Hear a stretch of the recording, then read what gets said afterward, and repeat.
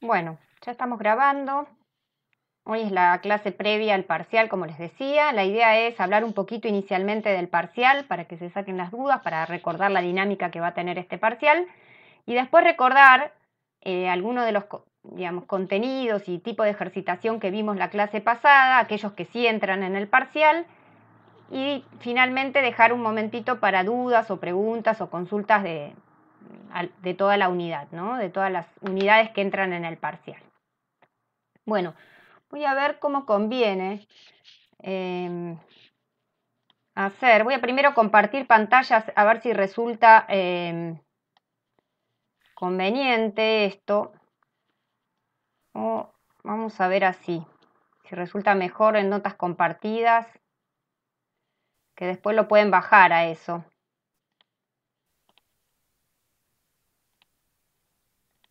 Y a notas compartidas inicialmente. A ver si se lee bien lo que voy a poner y si no, lo pensamos de otra manera. Bueno, sí, se lee bien, ¿no? ¿Lo leen bien en notas compartidas lo que compartí?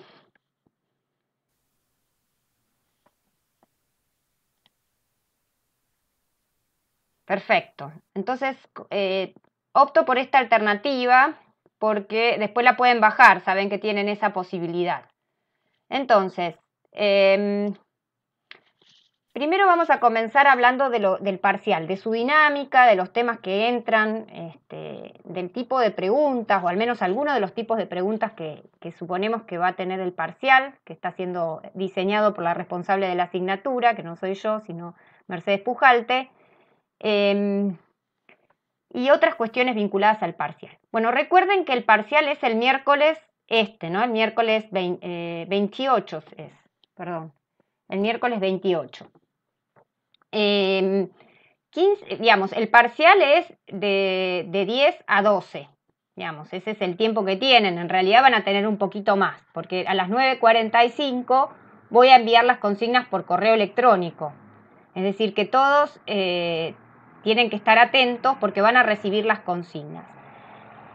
Yo les voy a compartir en un correo hoy el listado de correos electrónicos que yo tengo, y también ustedes van a ver de quién van a recibir el correo, porque parte de la comisión, los que pasaron directamente al miércoles, que están cursando ya el miércoles, van a recibir mail de la otra docente, pero hay algunos de los que están en esta comisión que van a recibir también las consignas de parte de la docente del miércoles, ¿sí?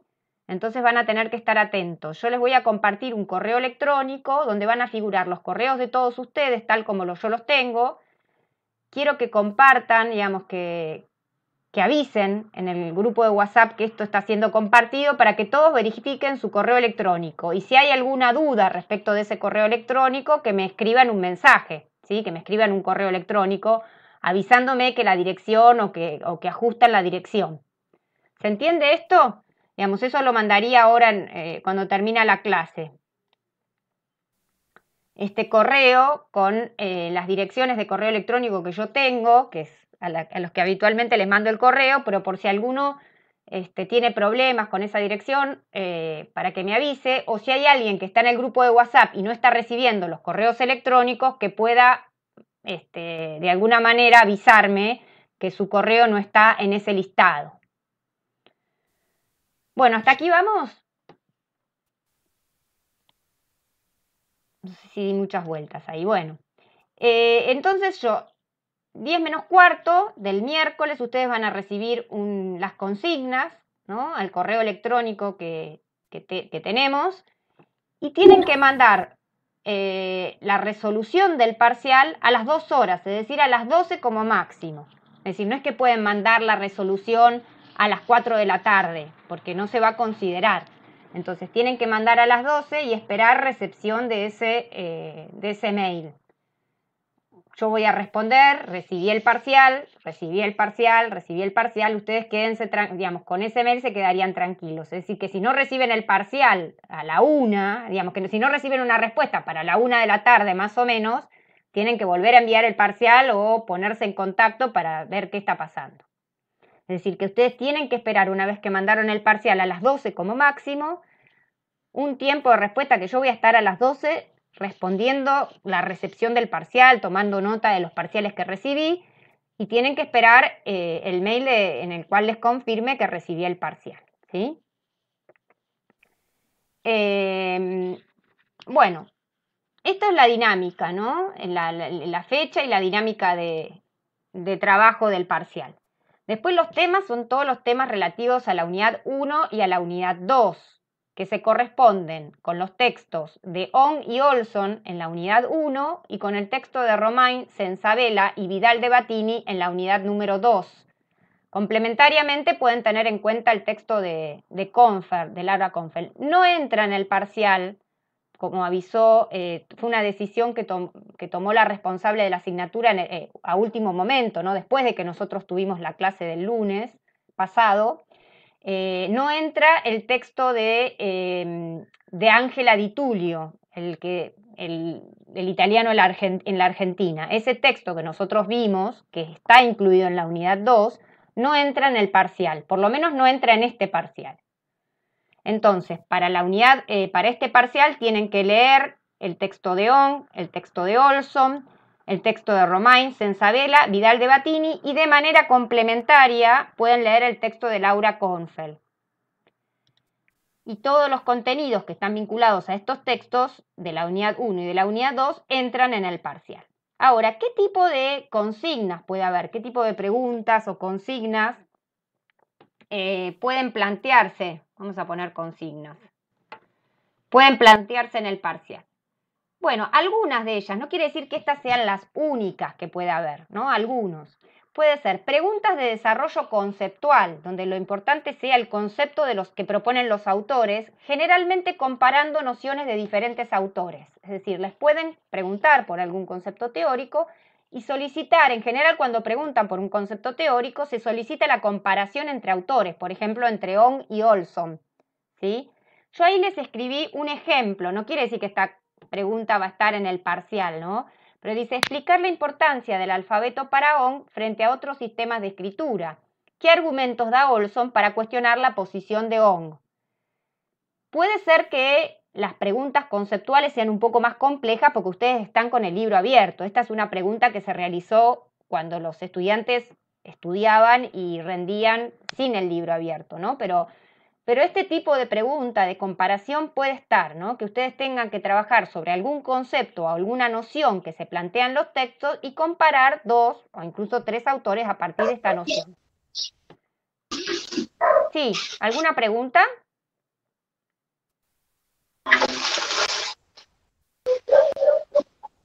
No sé. Bueno, Trinidad, no sé si tenés alguna pregunta. No. Bueno, después están las preguntas que combinan el desarrollo conceptual con el análisis de situaciones o fenómenos lingüísticos, digamos, que es el tipo de, por ejemplo, caracterizar la noción de contacto de lenguas en Sensabella y explicar el resultado del contacto de lenguas en la región guaranítica, tal como lo describe Vidal de Batini, ejemplificar con alguna cuestión que haya señalado Vidal de Batini. Es decir, que se plantea trabajar con un concepto y poner en relación ese concepto con alguna situación que se describe en la bibliografía. En este caso, por ejemplo, Vidal Batini describe lo que sucede con el guaraní y el español en la región guaranítica. Entonces ustedes pueden ejemplificar con las cuestiones que plantea Vidal de Batini el concepto de contacto de lenguas que plantea Sensabella, ¿no? Este es otro tipo de preguntas que puede haber, que en realidad es un poquito de desarrollo conceptual también, o de desarrollo conceptual y considerar algunos ejemplos de que la misma bibliografía plantea, ¿no? Y después, otro tipo de preguntas que seguro va a aparecer, es el tipo de preguntas que trabajamos mucho en las guías de actividades, tanto en la guía de actividades 1 como en la guía de actividades 2, que es analizar los datos, analizar textos, por ejemplo, la transcripción de un relato oral, un fragmento de un texto escrito, a partir de los conceptos de los autores, ¿no? Es decir, nosotros estuvimos trabajando esto en diferentes consignas, tanto en la guía de actividades de la unidad 1 como en la guía de actividades de la unidad 2. En este sentido, por ejemplo, la consigna puede ser caracterizar el siguiente texto, que el texto puede ser, por ejemplo, el texto número 1 de la unidad 2, el texto número 1 de la guía de actividades para la unidad 2, ¿no? El zorro y el surí. El texto puede ser ese, ¿no? Entonces dice caracterizar el siguiente texto usando las nociones de lengua y variedad según Sensabelli y Romain, ¿no? Entonces, se analiza el texto a partir de los conceptos que proponen los autores. Y la respuesta o la resolución de esa consigna tendrá que explicar un poquito los conceptos y por otra parte, de manera sintética los conceptos, y por otra parte analizar el texto, las particularidades, en este caso fonológicas, léxicas o gramaticales, que permiten analizarlo teniendo en cuenta el concepto de lengua y variedad. También podría ser que analicen los textos, como en la guía de actividades para la unidad 1, ¿no? Donde se planteaba, la consigna era, a partir de la lectura del capítulo 3 de Walter Ong, comparar las dos versiones de la misma leyenda del norte argentino. Es decir, que comparen dos versiones, una más próxima a un tipo de cultura oral y una más próxima a la cultura escrita, que comparen las dos versiones a partir del capítulo 3 de Walter Ong, ¿no? Ese es otra versión de este tipo de consignas donde se propone analizar un texto a partir de los conceptos de los autores. Entonces, ¿qué es lo que implica esto? ¿No? Que si van a aparecer este tipo de preguntas, ¿cómo estudiar para el parcial? ¿No? ¿Qué hacen para el parcial para estudiar? Que me imagino o espero que hayan empezado a estudiar antes, ¿no?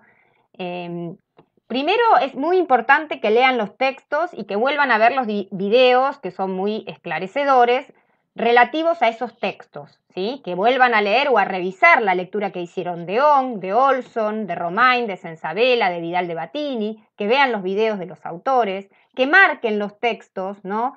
Si está el concepto de contacto de lenguas, que con un resaltador, acá tengo uno, resalten el concepto, lo indiquen al costado para que lo identifiquen con facilidad en el texto, eventualmente si llegan a necesitarlo, ¿no?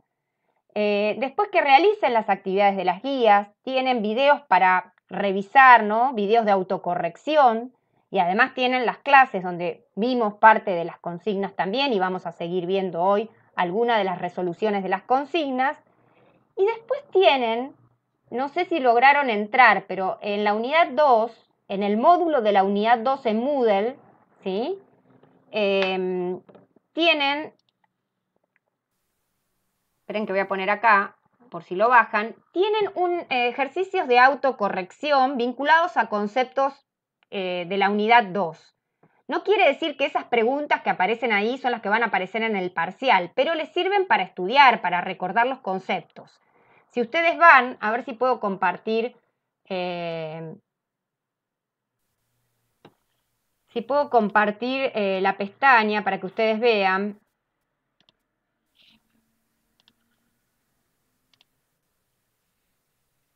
Ahí si la ven, si ustedes van a... Profe, consulta. Sí. ¿Cuántas preguntas van a hacer? ¿Se sabe? No me dio a decir, inicialmente van a ser suponete 4 preguntas, ¿sí? Suponete que va a ser aproximadamente, puede haber alguna más, una menos, pero van a ser esos, ¿sí? Acá es lo que les dije, ahora vamos a eso, Roberto. Aquí al final de la unidad 2 dice ejercicios de autoevaluación en unidad 2. También pueden hacer, tienen de autocorrección, ¿no? Ustedes hacen preguntas, las responden, en algunos casos de multiple choice, y hay una devolución, ¿no? Donde les indica la respuesta correcta y alguna explicación. Entonces pueden también hacer eso para repasar para el parcial.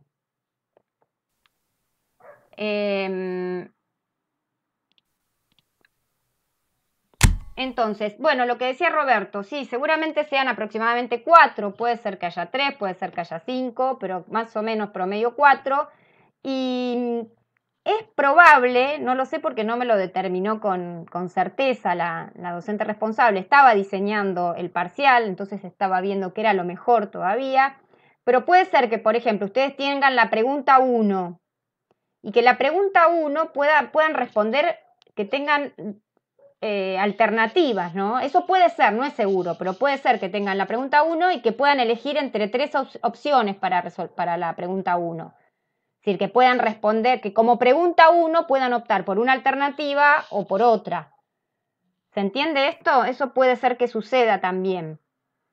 Pero en definitiva, más o menos van a tener que resolver más o menos 4 consignas. ¿Hasta aquí vamos? ¿Alguna consulta particular sobre la dinámica del parcial? ¿Alguna duda? Ahí en el chat están escribiendo. Bueno, Florencia, Camila, Silvina dicen que sí, que está todo bien, pero me gustaría que si alguien tiene alguna duda, aunque les parezca que ya lo dije, por favor no se queden con dudas sobre la dinámica del parcial. Hasta la información que tengo yo les estoy compartiendo. Después hay otros datos que tal vez no, en este momento no pueda darles porque no los conozco, digamos, no lo sé.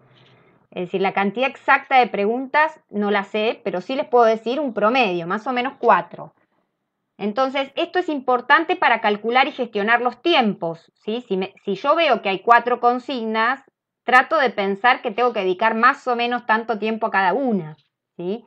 No se pongan con una consigna ocupando 1 hora y media porque después le quedan para las otras 3 media hora, ¿sí? Entonces, traten de gestionar los tiempos. Seguramente alguna consigna será más fácil y la resolverán más rápido, pero traten de ir calculando cuánto tiempo le dedican a cada una. Eso es muy importante. Micaela pregunta, ¿una sola podría tener elección o todas? Y tal vez todas, la verdad es que esa parte no lo sé, pero les cuento que puede llegar a ser que por la dinámica del parcial, que es domiciliario de este modo, tal vez tengan que, por lo menos en alguna de las consignas, optar por, bueno, respondo o una u otra, que tengan alternativas y que de la que más sepan o de la que mejor les convenga pueden optar. Pero no sé si eso va a ser seguro así y no sé en cuántas de las consignas se va a dar esta alternativa de elección. Pero puede ser que ocurra, sí.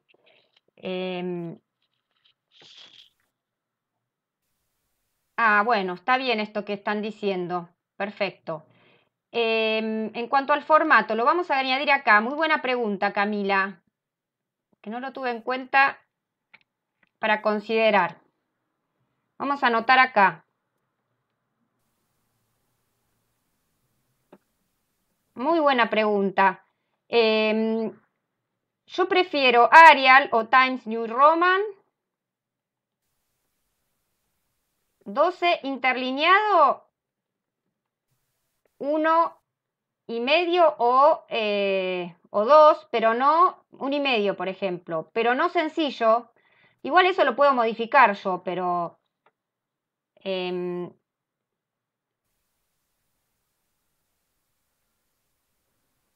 encabezado.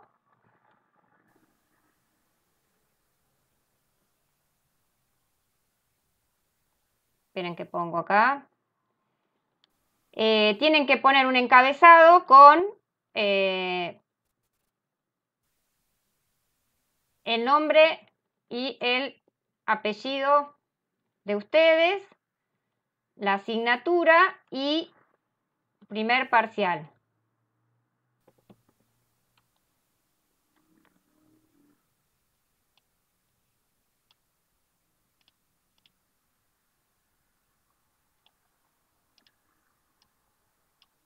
Me deja subrayar. Bueno, ahí está. Estas cuestiones básicas, digamos, si alguien, no sé si alguien no tiene acceso a computadora y tiene que trabajar con el celular, alguno de ustedes no tiene acceso a computadora, no, que para el parcial no puede acceder a una computadora, en ese caso, solamente en ese caso, pueden hacerlo por escrito y sacarle una foto y mandarme la foto lo más clara posible, ¿sí? Y lo mismo que la letra, lo más claro posible. Realmente sería muy bueno si pueden hacerlo en computadora y mandarlo digital a la resolución. Pero si por algún motivo realmente no tienen acceso a computadora o a una notebook, entonces lo hacen por escrito, ¿sí? Y me mandan una foto. Lo que sí les pido es que si realmente pueden tener acceso a computadora, lo hagan en computadora porque para nosotras es totalmente diferente la corrección, digamos, implica la lectura de una foto implica un esfuerzo y la devolución todo diferente, que si lo tenemos que hacer en la cantidad de parciales que tenemos es imposible. Así que hasta aquí, ¿alguna consulta más sobre el formato? ¿Alguna cuestión que se les plantee como duda o sobre el parcial? ¿Creen que hay mucho ruido? ¿Alguna duda más o estamos?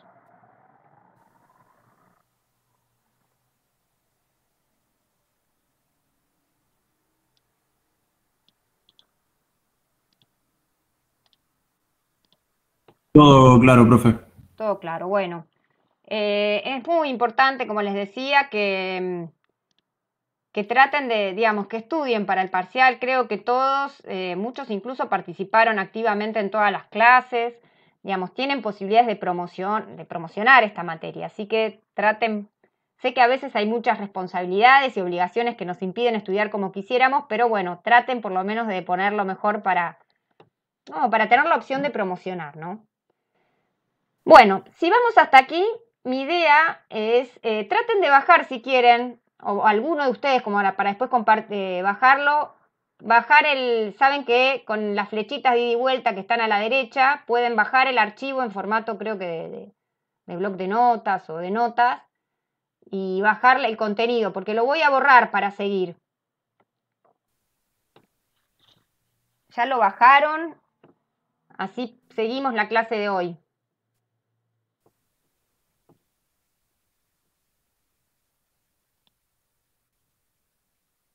¿Puedo borrar?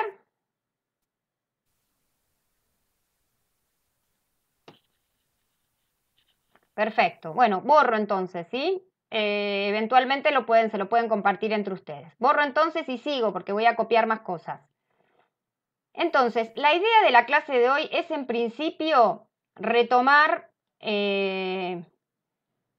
que vimos la clase pasada, ¿sí? Es decir, volver a la unidad 2, a sistematizar algunas cuestiones vinculadas a la unidad número 2 y sobre todo a los contenidos de la unidad 2 que van a entrar en este parcial, que tiene que ver con los textos de Romain, de Sensabella y de Vidal de Batini, ¿sí?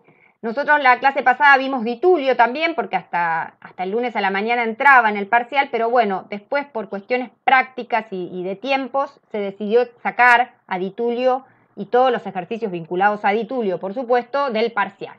Entonces entra hasta Vidal de Batini. Vamos a retomar el texto de Vidal de Batini porque es muy necesario en caso que le toquen preguntas en las que tengan que poner en juego, ¿no?, los contenidos de este texto y sobre todo cuando tienen que poner en juego los contenidos en relación con los análisis de los textos. Entonces, vamos en principio a retomar Vidal de Batini y después a sistematizar algunos contenidos del texto y de lo que vimos en los análisis hasta el momento. Y después vamos a volver a la guía de actividades de la unidad 2, ¿sí? Entonces, en principio, ¿recuerdan de que el texto de Vidal de Batini planteaba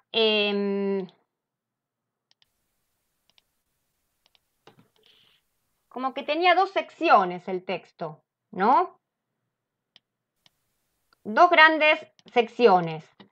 Por un lado, un primer capítulo, digamos que es un apartado de uno de los capítulos, en los que básicamente ella plantea determinados hechos históricos y culturales que influyeron en el español en Argentina. Si bien ella plantea inicialmente la idea de una comunidad hispanoamericana, ¿no?, que tiene una lengua común, también explicita que en cada una de las regiones y los países, por la relación, ¿no?, del idioma con los hechos históricos propios de esas regiones o con la vida en esas regiones, el español adquirió particularidades en cada una de las regiones y países. Por eso se habla del español en México, del español en Argentina. Entonces ella hace o relata una serie de sucesos que nos permiten entender o que permitirían entender ciertas particularidades del español en distintos países de Latinoamérica, pero particularmente en Argentina. ¿Ustedes recuerdan, por ejemplo, algunos de estos sucesos o algunos de estos hechos que ella menciona, estos hitos que ella menciona como relevantes en función de comprender estas particularidades del español en Argentina?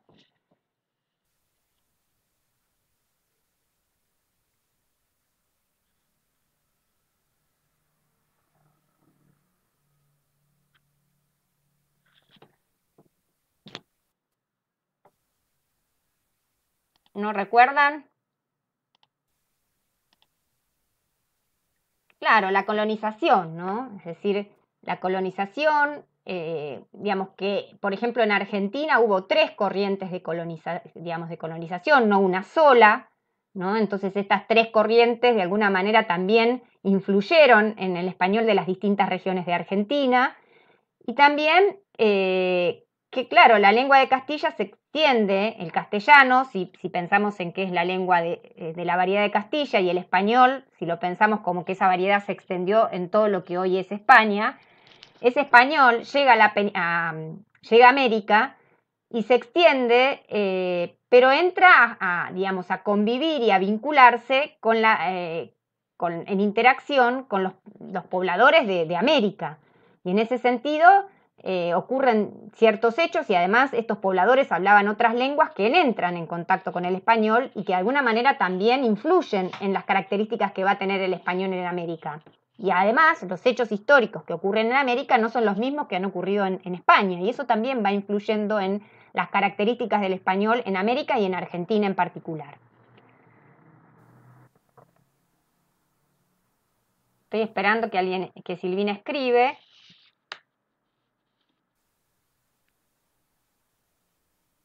Ella, por ejemplo, Vidal de Batini, refiere a ciertas lenguas indígenas que han de alguna manera influenciado el español de América, ¿no? Así como habla del náhuatl, del guaraní, ¿no? Del quechua, que en términos de fonológicos y léxicos e incluso también gramaticales han influenciado el español.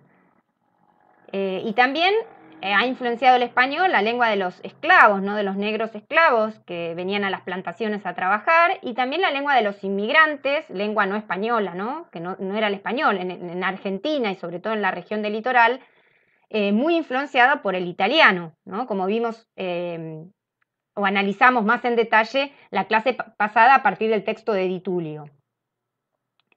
Exacto, exactamente, ¿no? Entonces, que el español en América no tuvo las mismas características que el español en España. También ella habla, por ejemplo, de la unificación del sonido S, ¿no?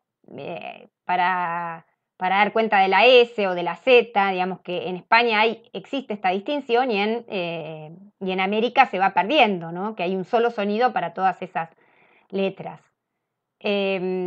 Bueno, perfecto. Y en función de, cuando ella analiza el español en Argentina en particular, reconoce que más allá de otro tipo de variedades, hay variedades vinculadas por la región en la que los habitantes viven, ¿no? Hay variedades que determinan diferentes regiones lingüísticas. Ella habla de la región del litoral, que es la región a la cual pertenecemos, de la región guaranítica, de la región del noroeste, de la región cuyana y de la región central. Vamos a tratar de sistematizar las características de esta región a partir del texto de Vidal de Batini, pero también a partir de lo que vimos en los análisis la clase pasada, y algunas cuestiones del análisis que lo vimos a partir más del texto de Confer, que les recomiendo leer, que es bastante esclarecedor. Entonces, si no hay ninguna pregunta hasta aquí, vamos a ir analizando o sistematizando las características de cada una de estas regiones, recordando lo que dijimos y sistematizando las características de estas regiones. ¿Alguna pregunta o podemos seguir?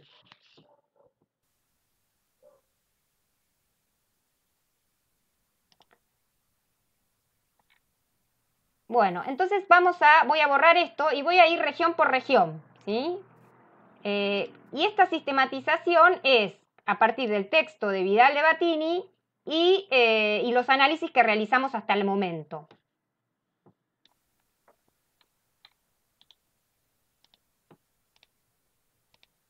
Entonces, vamos a empezar por la región del litoral. ¿Recuerdan qué provincias estaban incluidas en esta, o qué provincias comprendía esta región? ¿Alguien recuerda? Sí, si no me equivoco, era Santa Fe la mayor parte. Sí. Mencionaba Entre Ríos, La Pampa, Buenos Aires y bueno, no recuerdo si había alguna más. algo más, sí. No sé si alguien recuerda. Buenos Aires, Santa Fe, parte de Entre Ríos. Entre Ríos es como una zona de transición que parte en la región guaranítica y parte en la región del litoral. La Pampa, ¿y qué más? Alguien está escribiendo ahí. Y la Patagonia, perfecto. Recuerdan que era una región bastante amplia, ¿no? Perfecto. Y yo les anoté las características más sobresalientes que nosotros vimos a partir de la sistematización, sobre todo de Vidal de Batini en este caso, pero algunas cuestiones que por ahí van a aparecer también en los textos que vamos a analizar hoy, ¿no? El acento porteño, que es el acento que nosotros tenemos, sobre todo, la R vibrante, y el yeísmo, ¿no? Nosotros no pronunciamos la L, sino que hacemos yo, calle, decimos, ¿no? En el léxico tenemos, como vimos la clase pasada, ¿no? Con la influencia del italiano en Argentina, y se ve sobre todo en la zona del litoral esta influencia. No quiere decir que no aparezca en otras regiones, pero es muy evidente en esta zona. Entonces aparece léxico que tiene influencia del lunfardo. Por ejemplo, laburar, son todos ñoquis, ¿no? Algunos ejemplos. Y gramaticalmente, una cuestión muy notoria en nuestra variedad, en la variedad de nuestra región, es el voceo. Vos mirás, ¿no? Hablamos con vos. No quiere decir que no aparezca en otras regiones, pero en nuestra región unifica bastante este voceo. Y estas particularidades son transnacionales, creo que hasta la misma Vidal de Batini lo menciona, porque son compartidas también por zonas del Uruguay, ¿no? Entonces, a nivel del litoral, que sería la región en la cual pertenece Buenos Aires, estas serían las como características más relevantes. Hasta aquí vamos. ¿Puedo continuar con otra región? Las tenemos en cuenta, sobre todo eventualmente si tienen que analizar. Bueno, hoy cuando retomemos la guía de actividades de la unidad 2, tal vez podamos tener en cuenta algunas de estas características, ¿no? Para los textos que nos quedan analizar. Hasta aquí vamos. Avanzo con la siguiente región. Bien. Después vamos a trabajar sobre dos regiones sobre las que hicimos más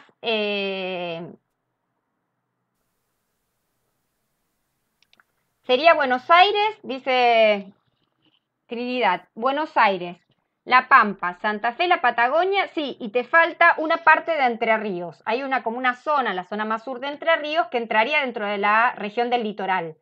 Por eso la misma Vidal de Batini, cuando está exponiendo las regiones, habla de Entre Ríos como una zona de transición, que está entre la región del litoral y la región guaranítica, ¿sí?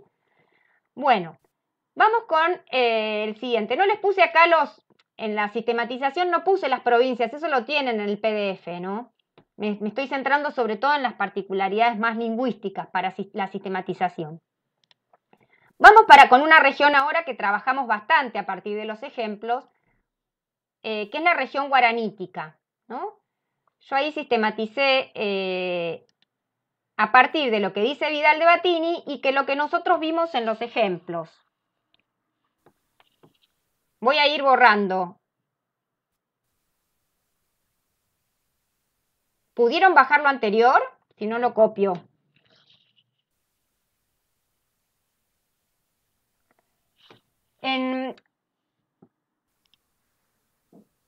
Perfecto, lo bajaron. Bueno, en la región guaranítica, ¿no? Hablábamos de que hay una entonación guaranítica, que es la que nosotros escuchamos cuando el español suena como si fuera el guaranino, que tiene como un ritmo distinto, una entonación diferente. Fonológicamente habla Vidal de Batini, habla de otras características. Yo marqué algunas que son como más fáciles de identificar, porque desde ya, ¿no? No es que van a tener que aprender los términos fonológicos para dar cuenta de estas características, es recordarse de algunas características, sobre todo aquellas que resultan más relevantes cuando uno analiza los textos. Entonces, la L castellana, ¿no? Ellos sí dicen calle con pronunciación de la zona guaranítica, la caída de la R de los infinitivos, algunos hiatos como huizo, después aparece el léxico proveniente del guaraní, ¿no? Por ejemplo, payé, veíamos en el texto que analizamos, la clase pasada, era el texto 2. veíamos la palabra payé. Después aparecen un uso particular de preposiciones, veíamos en el texto va en la escuela en vez de va a la escuela, como uno nota en las transcripciones de los textos orales o en la oralidad, un uso particular de las preposiciones, un uso diferente al que habitualmente estamos acostumbrados. Y gramaticalmente veíamos, ¿sí? No sé si recuerdan, que había una alteración de género y número en algunas frases, por ejemplo, todo lo pajarito, lo cristiano, donde no coinciden los números de las palabras o el género. Aparecía el leísmo, Dios le castigó, quiere decir el uso del le, cuando nosotros esperaríamos, por hablantes del litoral, el lo. La omisión de pronombres, por ejemplo, porque no habían visto en vez de porque no lo habían visto. El uso de pretérito pluscuamperfecto con valor de certeza había sido que era un bombero, ¿no? Estoy agregando algunas cuestiones, algunas vimos, además de lo que dice Vidal de Batini, algunas cuestiones que vimos en los análisis, y algunas partículas con significados específicos desde el punto de vista gramatical. Por ejemplo, que, ¿no? Que en ese caso es una palabra extraída de una partícula extraída del guaraní para expresar que una entidad ya no existe.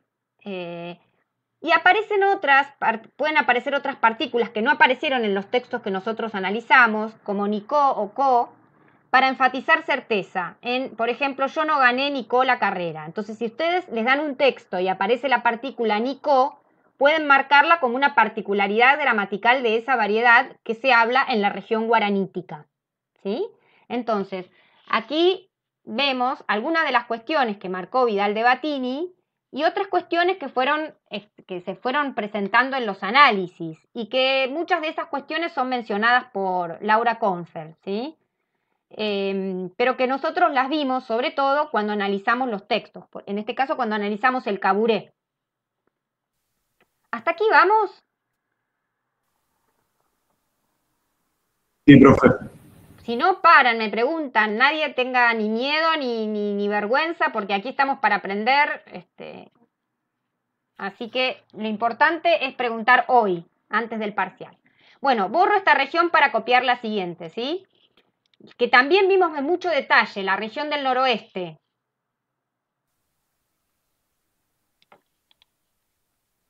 También lo mismo, muchas de las cuestiones que aparecen aquí aparecen en Vidal de Batini y otras aparecen en Vidal de Batini y también las vimos en los análisis que hicimos, sobre todo del texto El zorro y el surí, que era un relato que había sido elaborado por alguien de la provincia de Salta, ¿no? Bueno, en la región del noroeste, ¿qué provincias comprende la región del noroeste? Ay, no vimos o no recordamos del Guaranítica. ¿Qué provincias comprendería la región del noroeste? Que así las identificamos por si conocemos a alguien del noroeste, podemos pensar en la entonación. Jujuy, Salta, Tucumán, otras provincias más. Jujuy, Salta, Tucumán, del Estero, Santiago del Estero, exacto. Catamarca. Catamarca, La Rioja, parte de San Juan y parte de Córdoba, pero solo parte, porque en realidad Córdoba es sobre todo la región central. Entonces Jujuy, Salta, Tucumán, Santiago del Estero, Catamarca, La Rioja, parte de San Juan y Córdoba, ¿sí? Perfecto. Incluso esta región, que es bastante amplia también, tiene como subregiones de acuerdo con Vidal de Batini, ¿no? ¿Recuerdan cuáles son esas subregiones que ella plantea? Es decir, que toda la región tiene particularidades comunes, pero que al interior de la región uno puede identificar particularidades por subregiones. ¿Recuerdan cuáles son esas subregiones?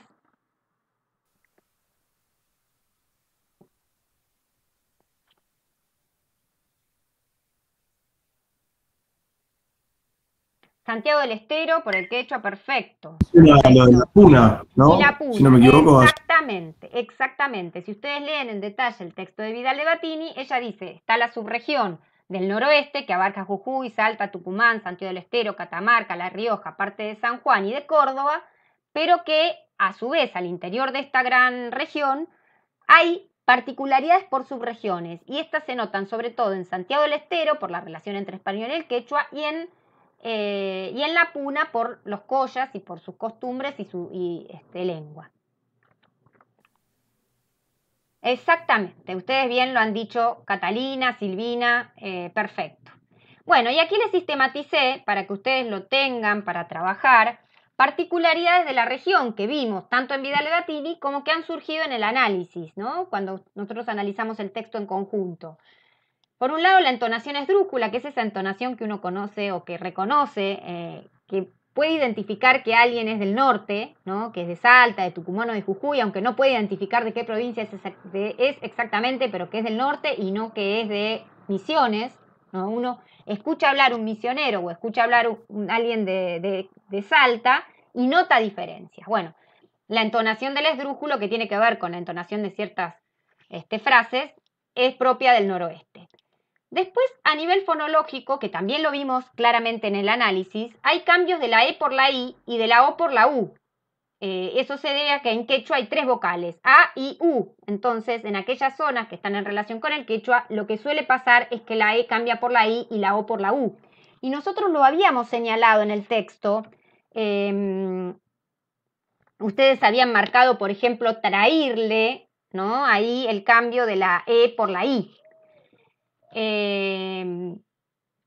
La S aspirada, que en la puna es sibilante, que bueno, eso es difícil verlo en los textos. La L castellana, ¿no? No como la calle, como nosotros, sino tal vez reponiendo la L propia del español de España. Aspiración de la H y R fricativa sibilada, que perro. Eso va a ser difícil verlo en los textos, salvo que uno tenga que analizar el audio, va a ser difícil verlo. Tampoco se preocupen por estos nombres, ¿no? Sí me parece que de lo fonológico, muy importante poder identificar este cambio de vocales, porque eso sí lo podemos ver en los textos, en las transcripciones.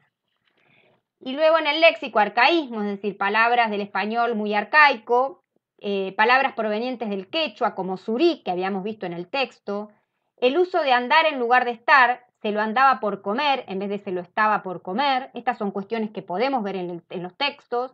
Y en uso particular de preposiciones, ha quedado de venir, ¿sí? Eso también lo habíamos visto en el texto.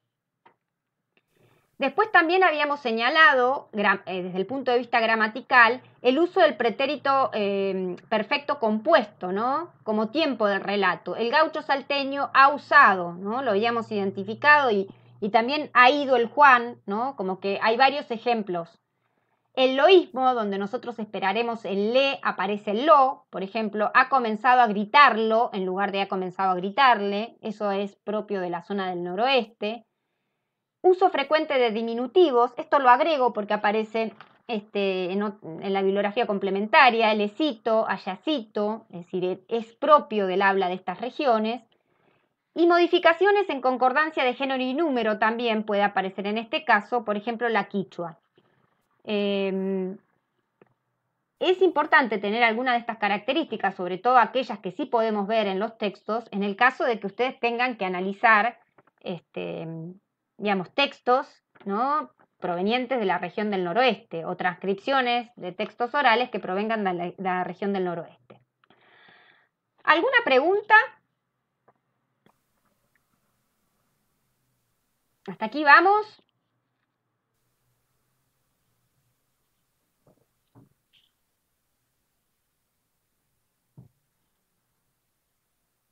Sigo entonces con la siguiente región, salvo que haya alguna pregunta. En esta región, claro.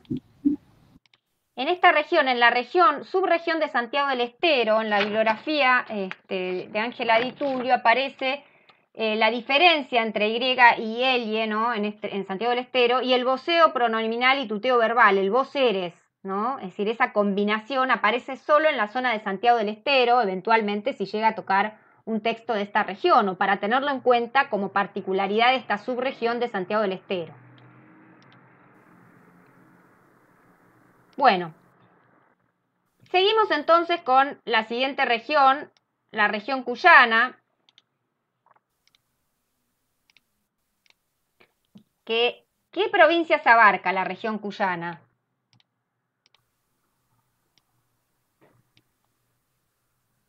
San Juan y Mendoza. Exacto, y una parte de Neuquén, pero sobre todo San Juan y Mendoza, perfecto, que fue muy influenciada por la colonización que vino de Chile, Entonces, muchos de los aspectos, particularidades de esta variedad, que son poquitos los que se describen en la bibliografía, pero muchas de las particularidades de esta variedad tienen que ver con esta colonización, con esta corriente colonizadora. En principio, la región cuyana tiene muchas particularidades similares a la entonación chilena.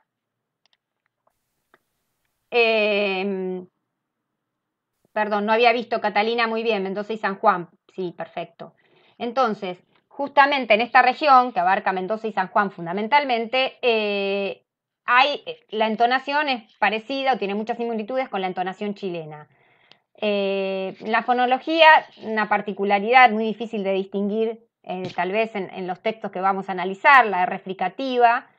Pero sí en el léxico podemos identificar una confluencia con el léxico chileno, por ejemplo, cachay, ¿no? O algunas palabras que uno pueda identificar en textos propios de la región cuyana que uno sepa o no que provienen o que son también característicos de Chile. Y la gramática también con influencia de la variedad de español en Chile, como el voceo chileno, vos querís, ¿sí? Estas son las particularidades, no vimos o no profundizamos mucho más, pero con estas, digamos, sí es importante que se queden con estas particularidades de esta región. Y por último, vimos la región central, que ¿qué provincias abarca?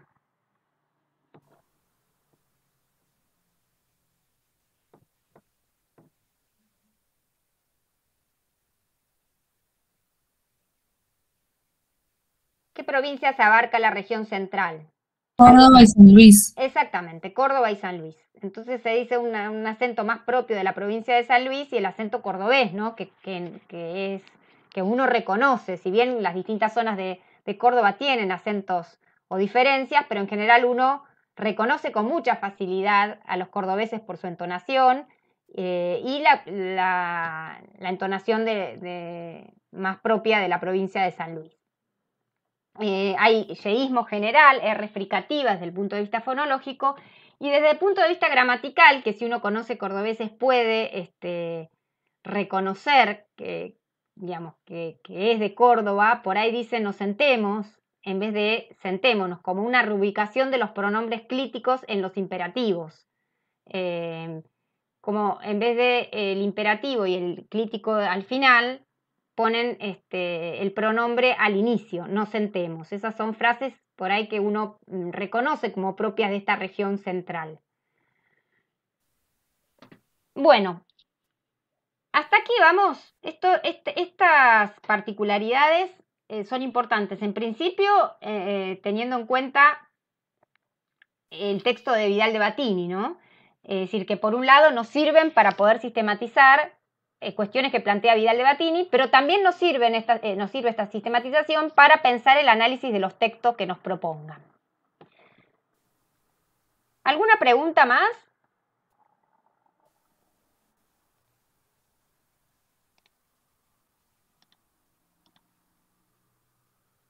Si no, vamos a seguir con la clase de hoy.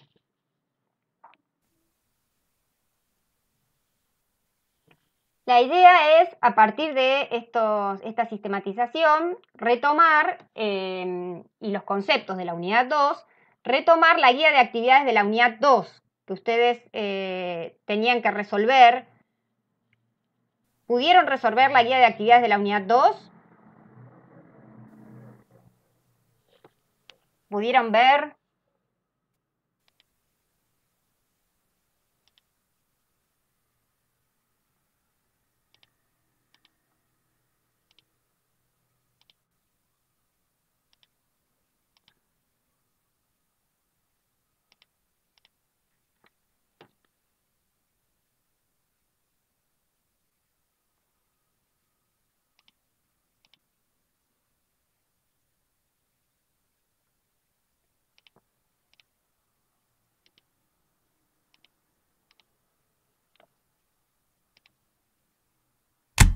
¿Andan por ahí? Estoy tratando de compartirles la guía de actividades para la unidad 2.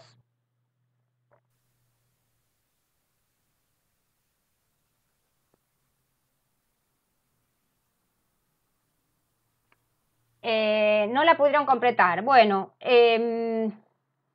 la idea no, obviamente no es que tenían que completar solo el punto 1. Ese es el que iban a tener que completar, como les decía, porque los otros puntos, las otras consignas implican o implicaban en general tener en cuenta textos de las unidades, del texto de Vidal de Batini, digamos, no el texto de Vidal de Batini, sino el texto de Ángela Di Tullio. Entonces, no, la consigna 2 y las siguientes consignas no eran relevantes, pero sí todo lo vinculado al punto 1, ¿sí? Entonces, nosotros habíamos compartido la resolución de las consignas 1A, 1B y 1C, ¿no? Esperen que les comparto la consigna.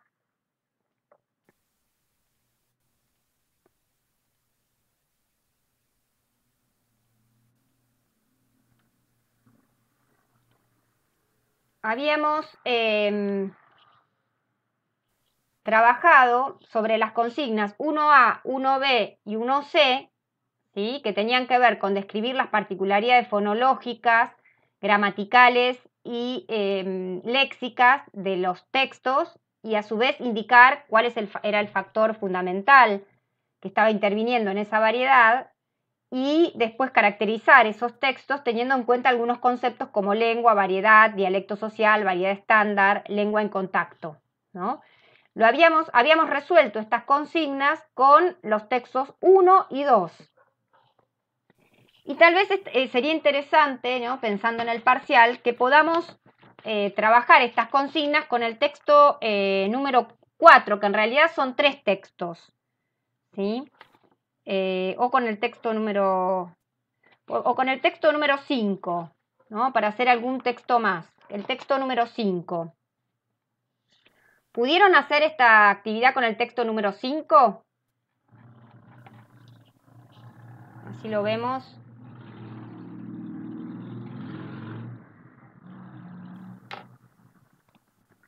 ¿Qué es lo que notan en el texto número 5? Quienes, si no lo pudieron hacer hasta el momento, lo pueden abrir al texto a la guía de actividades para la unidad 2 y releer el texto número 5.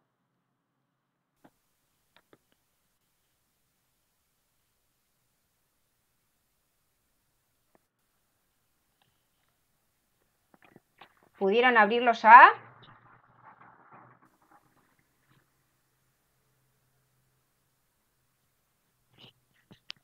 Sí.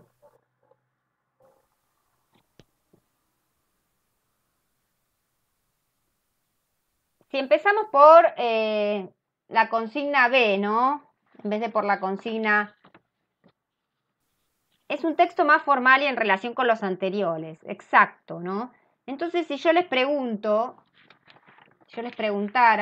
cuál es el factor, antes de empezar con la descripción de las características, ¿no? ¿Cuál es el factor que está determinando, o el factor fundamental que determina la variedad empleada en este texto?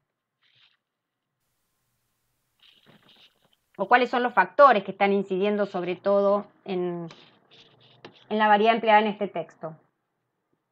Se trata de el estilo, por un lado, es decir, el estilo implica grados diferentes de formalidad o informalidad, ¿no? Por un lado, el estilo, como decían ustedes, es un texto más formal que los anteriores, puede ser el nivel de escolarización y la profesión. ¿Y qué otro factor incidiría aquí?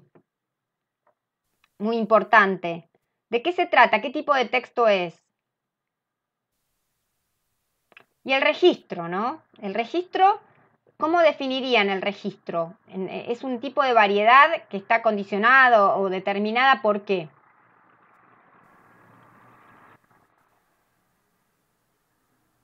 Estos 3 factores incidirían. ¿Y el registro qué implica?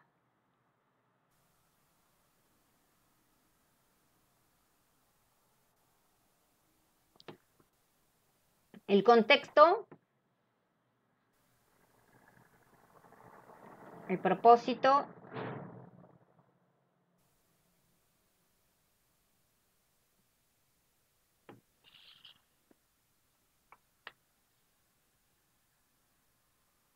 Claro, exactamente. Es decir, que se trata de un expediente, exacto. Entonces, por un lado, muchas de las particularidades del texto tienen que ver con la actividad, con el contexto de la actividad que está realizando, ¿no?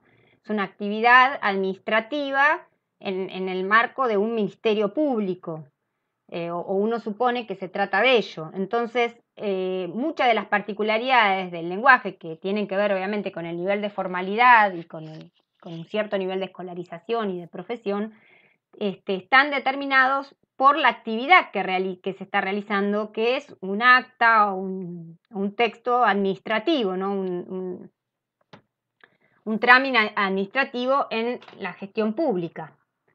¿Y cómo notan? ¿Cuáles son las particularidades? No sé si en este caso van a notar muchas cuestiones fonológicas, pero las particularidades gramaticales o léxicas en este texto. ¿Qué notaron en el texto 5?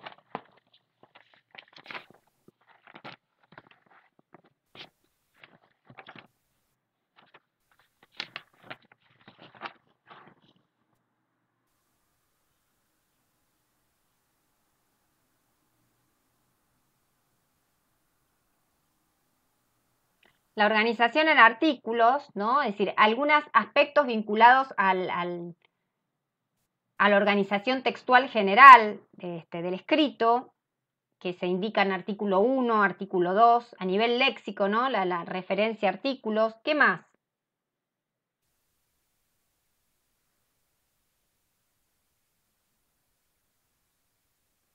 Incluso hasta sería más allá de lo gramatical esto, ¿no? Una organización más discursiva del texto, ¿no? Que se organiza refiriendo en algunos casos a diferentes artículos.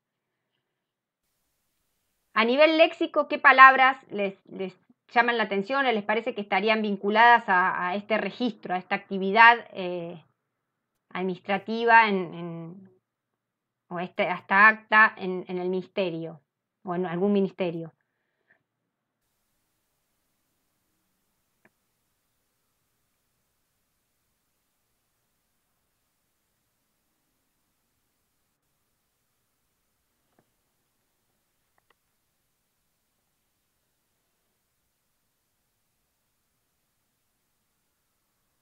Exacto. Digamos, ciertos términos que refieren directamente a la actividad que se está realizando, ¿no? A tenor de a tenor de lo normado, ¿es? A tenor de la norma,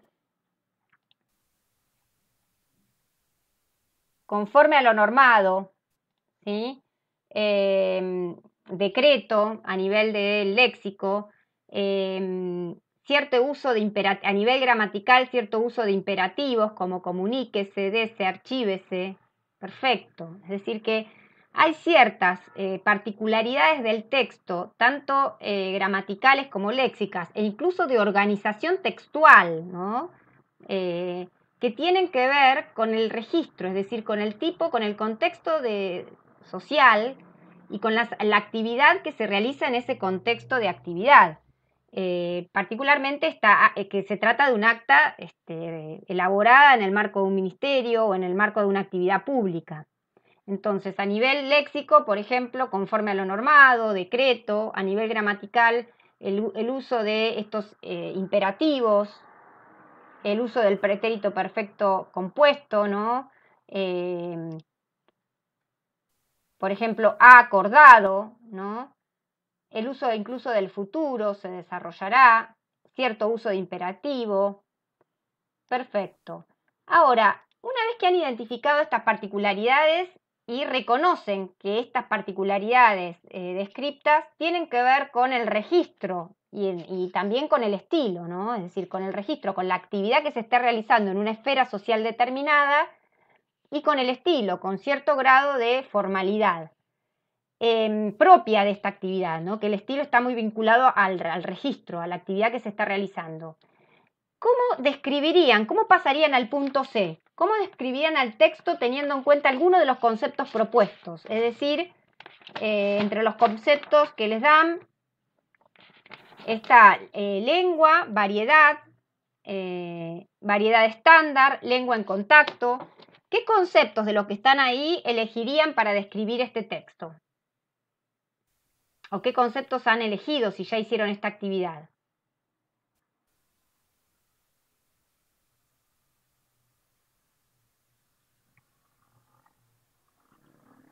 La variedad la variedad estándar, que esta variedad pertenece a la variedad estándar de la región Perfecto, o del que lugar. tiene, exacto, que este texto, a diferencia de los anteriores, en los que se ponía en evidencia una variedad más propia regional, o en los textos 4 que no analizamos, una variedad más vinculada a la edad o al grupo social o al estilo, en este caso se trata de una variedad vinculada al registro que se acerca, ¿no?, a la variedad estándar, digamos, aquella lengua, aquella variedad que proviene de los procesos de normalización. Perfecto. ¿Alguno armó el texto en la cual describe es decir, armó la resolución de la consigna en la cual describe el texto a partir de estos conceptos, que lo quiera compartir?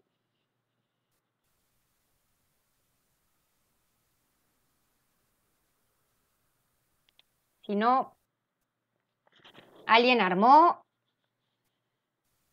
Recuerden que la idea es, a partir de las particularidades que yo identifico en el texto, que en este caso me lo pedían en una consigna, pero si no fuera así, que me lo piden, lo tengo que hacer igual, tengo que analizar el texto y ver las particularidades. Si me piden que describa un texto a partir del concepto de lengua, variedad estándar o lengua en contacto, seguramente antes voy a tener que analizar el texto, ver sus particularidades, como hicimos recién, y después poner en juego o relacionar esas características lingüísticas que yo vi con el concepto del cual con el cual voy a describir el texto, ¿no? Entonces, les comparto una opción, desde ya no es la única, como les decía, para poder describir el texto. Es una descripción muy breve, lo podrían complejizar, podrían complementarlo. Te comparto en notas compartidas.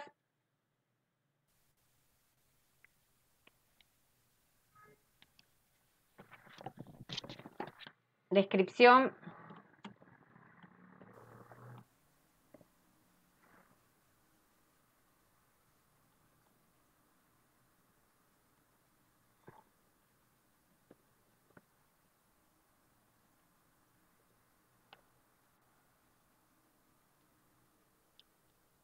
Esperen que lo pongo acá.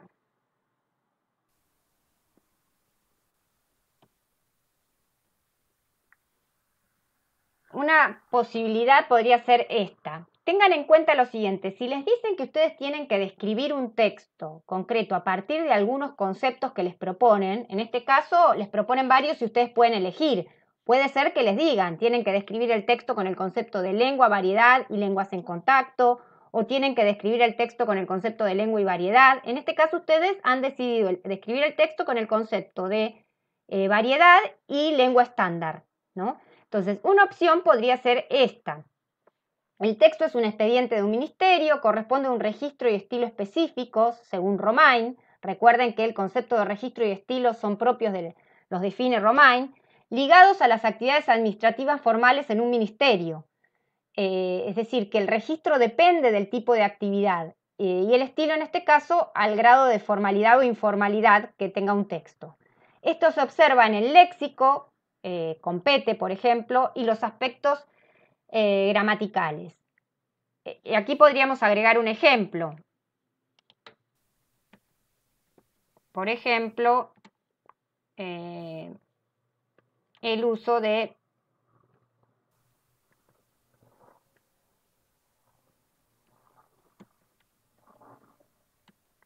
en y copian un ejemplo.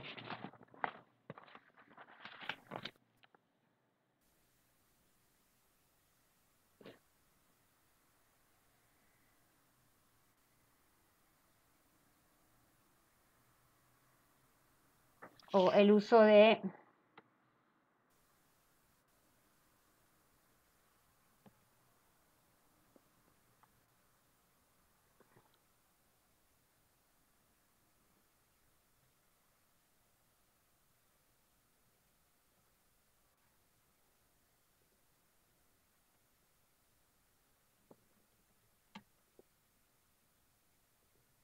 Entonces, dice, el texto es un expediente de un ministerio, corresponde a un registro y estilo específico, según Romain, ligados a las actividades administrativas formales en un ministerio. Esto se observa en el léxico, por ejemplo, compete, y los aspectos gramaticales, por ejemplo, el uso de imperativos del tipo exceptúese. Más allá de estos aspectos, la variedad del texto se acerca a las características de la lengua estándar, es decir, a una variedad autónoma, según Romain. ¿Sí? La lengua estándar, ¿cuál sería? ¿Qué caracteriza la lengua estándar? Que lo vimos la clase pasada, pero es importante recordarlo. La lengua que está normalizada, que se usa en los colegios, la que se enseña en la educación pública. Exactamente, la lengua estándar es la que procede un proceso de normalización que lleva a cabo el Estado, generando diccionarios, gramáticas y difundiendo esta variedad que se denomina estándar en las escuelas públicas y cuando a partir de que existen los medios masivos, a partir de los medios masivos de comunicación también. Esa es la variedad que se considera estándar y que Romain la define como la variedad autónoma a partir de las cuales o de las cuales dependen las variedades heterónomas, que serían el resto de las variedades que no corresponden con la variedad autónoma. ¿Sí? ¿Alguna pregunta? ¿Se entiende? Me interesa que piensen si podrían hacer, digamos, este tipo de consigna. ¿Sí? Es decir, si partiendo de un texto dado, ustedes podrían describirlo en función de los conceptos dados.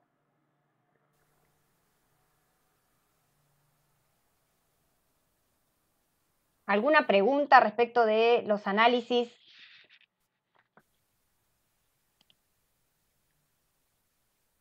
Creería que sí, dice Florencia.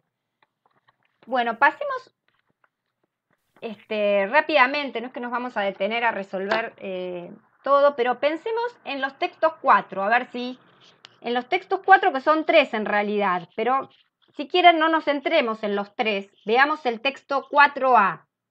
El texto 4A. A ver quién, para poner en juego esto, ¿no? En principio, pensemos en las consignas 1A y 1B que nos determinan, digamos, por un lado, nos invitan a describir el texto de acuerdo con características léxicas, fonológicas y gramaticales, y después a pensar cuál es el factor que está condicionando la variedad más predominante en este texto. ¿Qué les parece a ustedes en este caso? En el texto 4A, ¿cuál sería el factor que más determina las características de esta variedad? Aparece el voceo, por ejemplo, pensemos en las características. Aparece el voceo, ¿en qué ejemplo lo ves?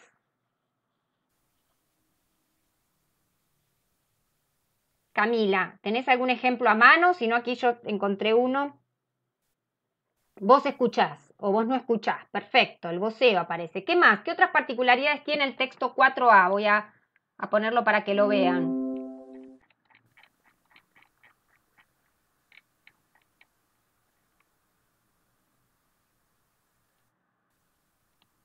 Ay.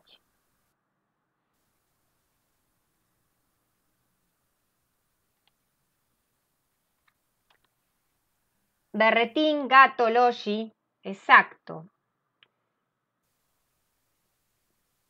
Bien. ¿Y desde el punto de vista fonológico notaron algo? Aparece desde el punto de vista gramatical, por ejemplo, el voceo. Vos escuchás como propio de la región rioplatense, en este caso, pareciera propio más de la región rioplatense, pero de todas maneras no pareciera ser la variedad regional lo más importante aquí.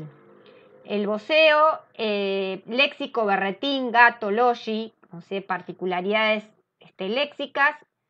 Y desde el punto de vista fonológico, ¿notaron algo?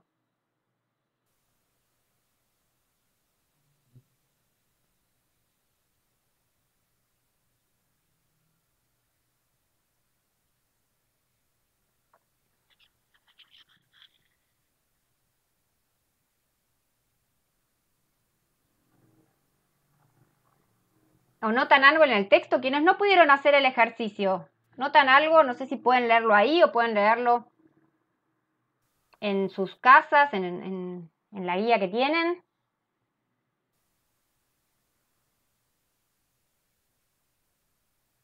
¿Me entendés? Es decir, como la caída de la S, ¿no? La S final. Entonces, como dice Camila, la caída de la S final, pasamos, perfecto, Dana y Florencia, excelente. Entonces, entre lo que están haciendo las tres, ¿no? Aparece el voceo, aparecen palabras como borretín, gato, logi, desde el punto de vista léxico. Y desde el punto de vista fonológico, notamos de manera evidente la caída de la S, por ejemplo, en entender o en pasamos. La variedad que parece, o el factor que parece estar predominando aquí es el estilo, un estilo formal propio del habla oral informal, ¿no? El estilo, perdón, informal, propio de la oralidad más informal, ¿no? Incluso podríamos también hipotetizar que quizás también está influyendo el grado de escolarización, pero esto, bueno, en un segundo nivel podríamos mencionarlo. Ahí podemos hipotetizar que también de alguna manera está influyendo el grado de escolarización, pero seguro el estilo determina la variedad fundamental que se pone en evidencia en este texto, ¿no? Se trata de una variedad propia del habla oral informal, ¿sí? Y como decía Flor, y como pregunta lo social, ¿no? Sí, el grupo social, ¿no? Uno podría hipotetizar, necesitaría más datos, pero podría hipotetizar que el grupo social y en relación con ello el nivel de escolarización estarían como determinando o condicionando la variedad de este texto, ¿sí? Perfecto.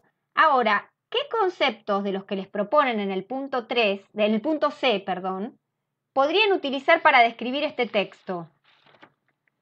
¿Sí? En este caso les dicen lengua, variedad, dialecto social, variedad estándar o lenguas en contacto. ¿Qué conceptos podrían utilizar en este caso?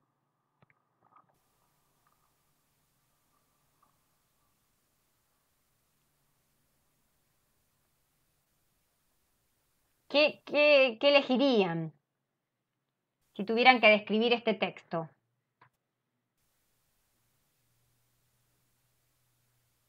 ¿Les serviría el concepto de lenguas en contacto para describir este texto? No, creo que utilizaríamos los mismos, los tipos de dialecto y que se acerca al dialecto estándar. Está más allá de esos vocabularios, creo que no se aleja de la norma, no sé. Me parece que aquí sí, al revés. Es decir, podrías utilizar lengua, variedad y si querés variedad estándar. Y podrían, como dice Camila, poder usar también el concepto de dialecto social, ¿no? Como hipótesis de que también podríamos estar. Claramente se trata de una variedad influenciada por la oralidad informal, es decir, por el estilo, en términos de Romain, y esto se pone en evidencia en estos, o que uno nota en los textos estas características a nivel léxico, con las palabras que ustedes marcaron, a nivel gramatical con el voceo y a nivel fonológico con la caída de la S. Estas características dan cuenta en principio de una variedad determinada por la oralidad informal, es decir, por el estilo, pero también uno podría pensar que es una variedad muy condicionada por el grupo social al cual pertenece el hablante o los hablantes, al cual pertenecen los hablantes, que un grupo social tal vez no necesariamente con un nivel alto de escolarización. Esto podríamos como hipótesis también plantear para describir el texto. Ahora, yo les pregunto a partir de lo que dijo Florencia, ¿la variedad que está puesta en juego en este diálogo se acerca o se aleja de la variedad estándar? Si quisiéramos describirlo desde ese punto de vista.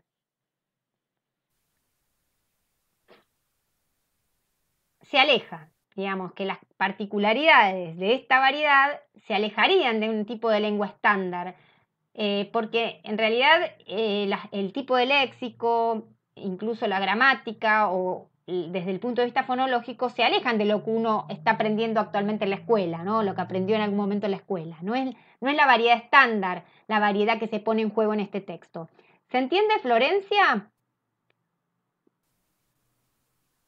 No, sí entiendo, porque si, por ejemplo, buscamos en el diccionario la palabra gato, no significa lo que quiere, o sea, si lo pienso así, sí, entiendo. Perfecto la explicación de Florencia. Cuando pensamos en la variedad estándar, pensamos en la lengua que está que fue proceso es el resultado de un proceso de normalización que está en los diccionarios. Si yo voy a buscar berretina, el diccionario probablemente no esté, salvo que sea un diccionario especializado en cierto léxico de cierto grupo, de cierta oralidad, ¿sí? Pero no va a estar en el diccionario más convencional. Probablemente tampoco esté en las características, la caída de la S en la enseñanza de las escuelas. Entonces, en ese sentido, uno supone que esta variedad se aleja de la lengua o la variedad estándar. Es difícil distinguir en dónde escuchamos a alguien hablando la lengua estándar. Sí, tal vez, por ejemplo, la lengua que uno pone en juego en las clases o en ciertos contextos más formales, se acercan más a la lengua estándar o a la variedad estándar que la variedad que uno usa cuando está con los amigos o cuando está en contextos de mayor intimidad. Tal vez la lengua estándar está más asociado o más en uso en algunos contextos formales.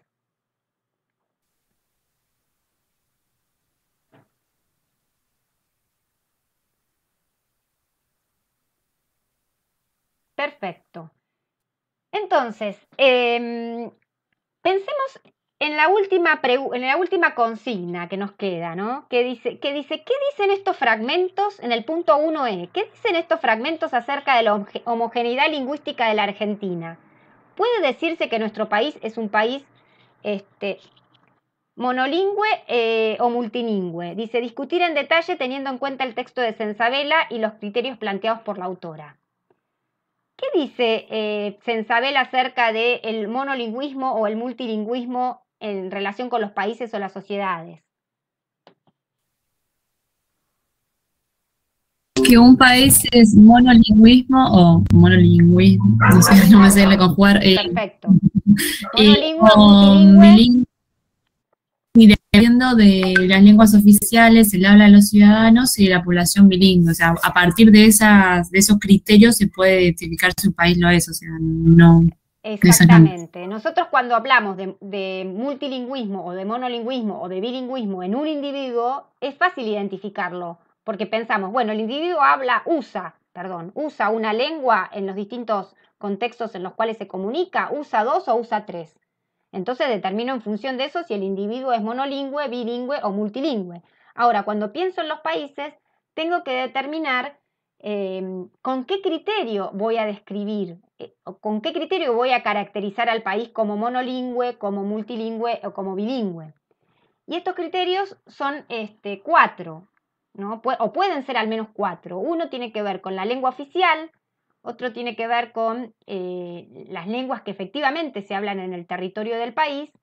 Después, la cantidad de personas que hablan 2 lenguas o más. Y por otro lado, la presencia o no de lenguas indígenas, ¿no? Entonces, según este criterio, yo puedo estar describiendo el multilingüismo o el bilingüismo o el monolingüismo de un país, ¿no? En ese sentido, la autora dice que si bien Argentina es un país monolingüe desde el punto de vista de la lengua oficial, ¿no? Que hay una lengua del español en su variedad estándar como oficial, desde otros puntos de vista yo tengo un país multilingüe porque hay muchas lenguas habladas en el territorio, porque hay, digamos, no es mayoritaria, pero sí un grupo más pequeño de habitantes hablan más de una lengua, y por otro lado hay varias lenguas indígenas todavía en el territorio. Si bien muchas fueron desplazadas, digamos, cuando llegaron los españoles había 35 lenguas indígenas y en la actualidad quedan 11 o 12, pero hay varias lenguas indígenas todavía que están en uso en el territorio argentino. Bueno, y a partir de estos fragmentos, ¿qué dirían a partir de estos fragmentos? Argentina, ¿cómo me explicarían si Argentina es un país monolingüe, multilingüe? ¿Qué les parece?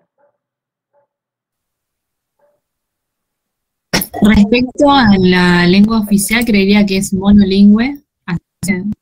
Exacto. Monolingüe. Lo que hablan los ciudadanos diría que es multilingüe, ya que hay... No, que en el país, o que podríamos describir al país como un país multilingüe. ¿sí? Multilingüe, sí, pero también por las lenguas indígenas que se hablan en regiones del país y de la población diría que es monolingüe la mayoría, excepto sectores como los que hay contacto de lenguas, tipo diría que es más monolingüe. Digamos que mayoritariamente las personas, dice, incluso la misma Sensabela dice que son monolingües, sin embargo, se trata de un país multilingüe si uno piensa en la cantidad de lenguas que se hablan en el territorio, ¿no? Que en muchas regiones el español está en contacto con lenguas indígenas, en algunas regiones hay contacto entre el español y personas que hablan otros idiomas, por ejemplo, o que hablan chino, o que hablan coreano, o que hablan lenguas de África, los inmigrantes africanos.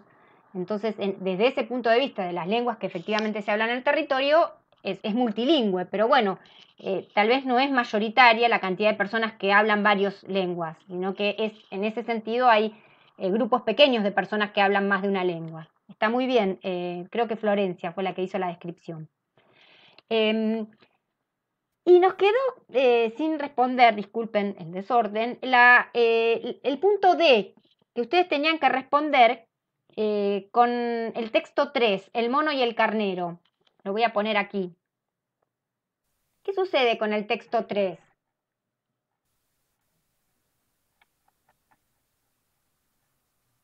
Lo tengo al final.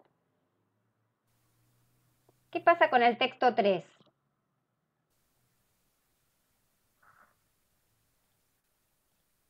¿Qué particularidades o qué diferencia tiene este texto respecto de los otros textos que se analizaron? Por ejemplo, el zorro y el surí, el caburé, los textos que analizamos hoy, ¿no? El acta del ministerio y qué es el berretín.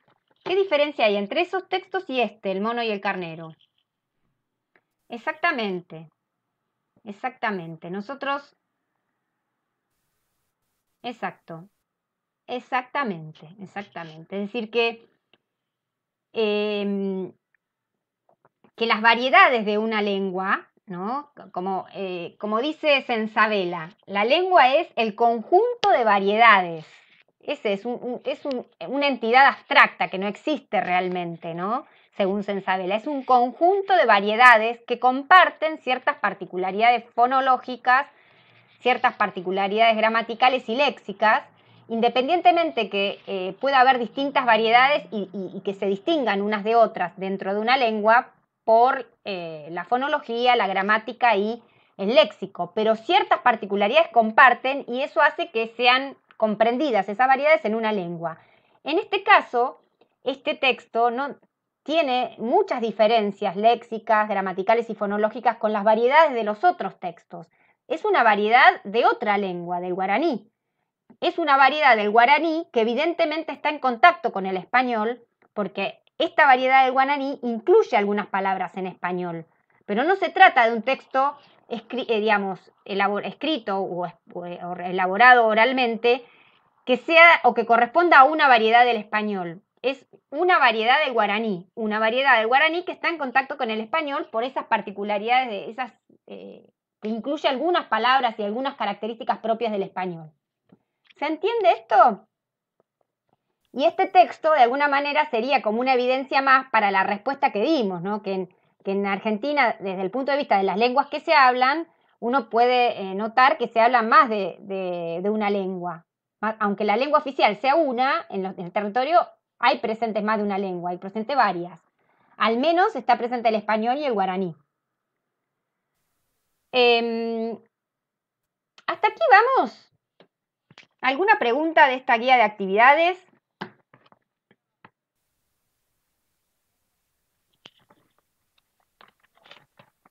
Nos queda un rato, que era mi idea. Con esto terminamos, ¿no? El trabajo con la unidad 1 y la unidad 2. Y nos queda un rato para pensar en otras consultas que ustedes tengan, en otras dudas, preguntas sobre los contenidos que entran en el parcial. Les quiero antes hacer otra sistematización.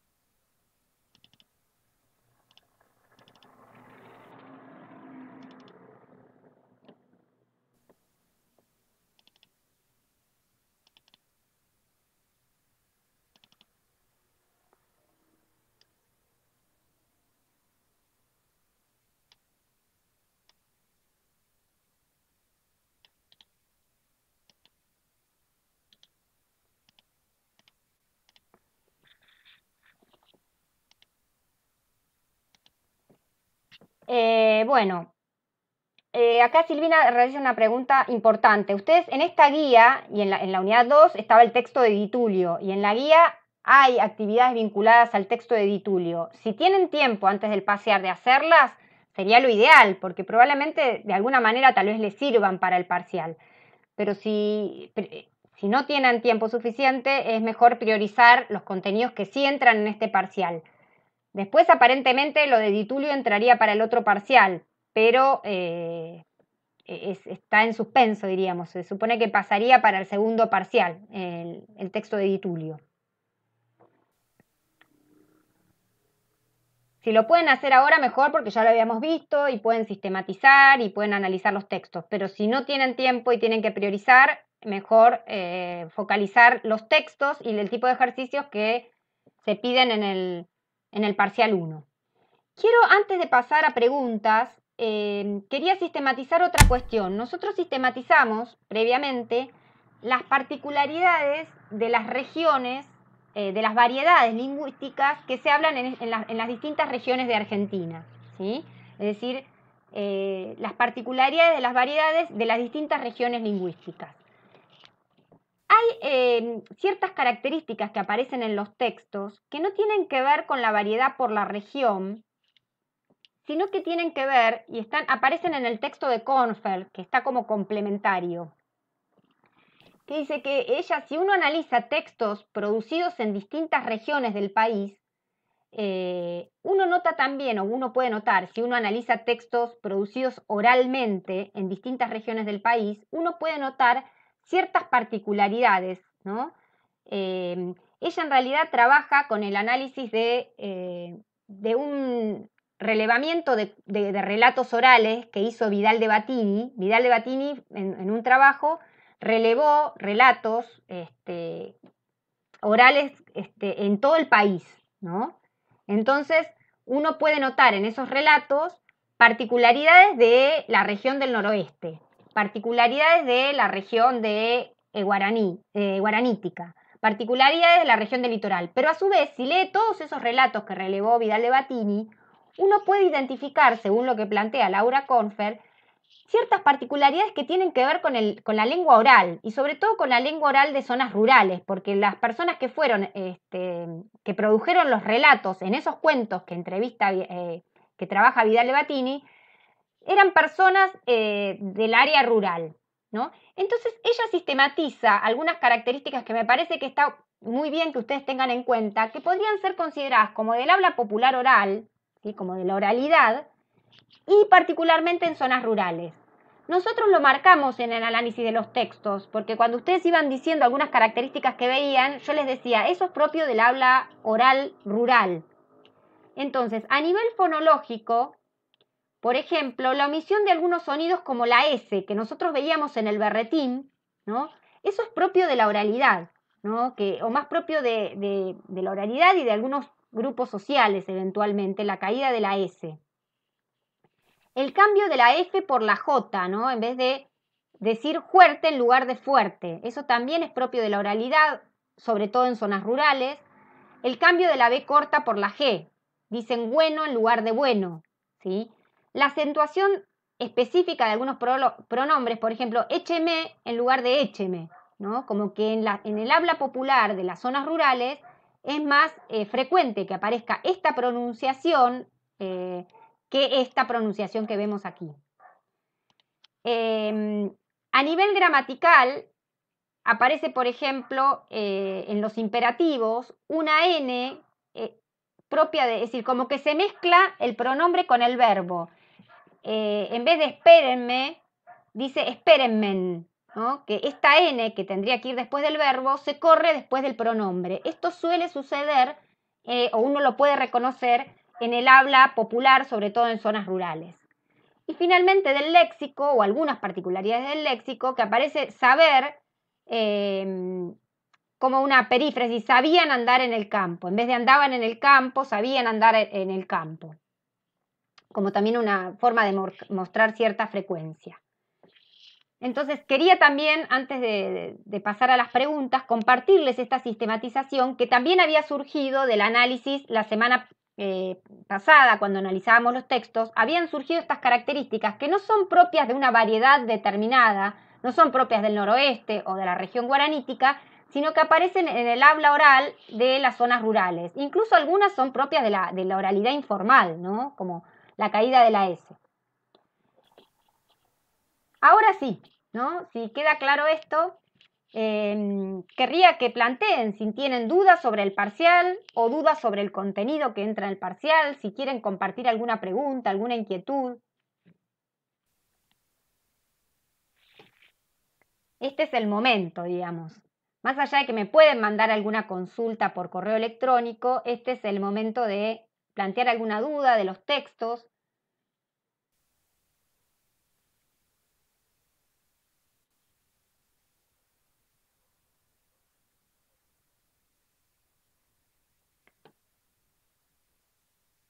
Sí, perfecto, Silvina.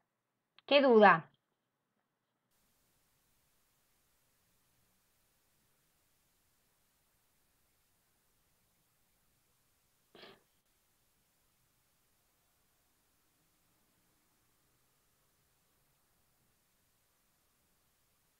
Sí. En realidad, en la bibliografía parece que en algunos contextos, digamos, en la bibliografía, en Romain, aparece que el cambio de la mezcla de códigos puede llegar a ser, no siempre, un indicador de la muerte o el desplazamiento de la lengua, ¿no? Recuerdan que la mezcla de códigos es cuando en ciertas frases, cuando la persona está hablando o está escribiendo, se mezclan características de dos lenguas, por ejemplo, el inglés y el español, ¿no? Eso es una afirmación que realiza Romain. Pero al mismo tiempo, la diglosia y la mezcla de códigos pueden ayudar a que no muera una lengua en algún sentido, ¿no? A que siga habiendo bilingüismo y que en una situación inicialmente de bilingüismo una lengua no sea desplazada por otra. ¿Por qué? Sobre todo eso lo dice el autor en relación con la diglosia, porque él dice, si nosotros tenemos en una situación determinada, ¿no? Por ejemplo, en Paraguay, que contaba una compañera de ustedes, describía la situación, que en los ámbitos familiares, ¿no? O en otra situación de contacto de lenguas, una lengua indígena y el español, ¿no? Si en los ámbitos familiares y en los ámbitos de la intimidad se usa la lengua indígena y se enseña en la intimidad la lengua indígena y el español se usa en otros dominios, ¿no? Es decir, si estamos ante casos de diglosia donde hay una lengua que se llama lengua alta, que se utiliza para las actividades administrativas, para la escuela, para ese tipo de funciones altas, y hay otra lengua, que por ejemplo la lengua indígena, que se utiliza para las funciones bajas, por ejemplo, que son la comunicación en la familia, en la intimidad. Entonces, mientras que cada una de las lenguas tiene un dominio o tiene varios dominios en lo que se especializa, ¿no? No es que se utiliza el español en la intimidad. En la intimidad se usa la lengua indígena. Entonces, cuando están estos casos claros de diglosia, pueden permanecer el bilingüismo. Es decir, la sociedad, la comunidad, los habitantes de esa comunidad siguen hablando las dos lenguas, porque cada lengua se especializa en algunos dominios. ¿Se entiende? Pero cuando sucede que no hay lenguas que se especializan en dominios, generalmente la lengua de los más poderosos suele desplazar a la otra, porque la otra no se reserva para la familia, para la intimidad. Entonces la lengua digamos, vinculada más a lo poderoso, digamos, a las funciones altas, suele también influenciar en la vida familiar y desplazar completamente a la lengua por ahí minoritaria. ¿Se entiende, Silvina?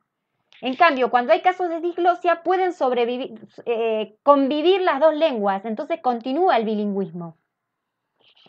Lo de mezcla de códigos puede ser que sigan alternando. En el caso, me parece que sobre todo se pone en evidencia en la diglosia esto. La mezcla de códigos en algunas situaciones, no en todas, según Romain, puede ser como un indicador de que hay un desplazamiento de lenguas. ¿Alguna otra pregunta?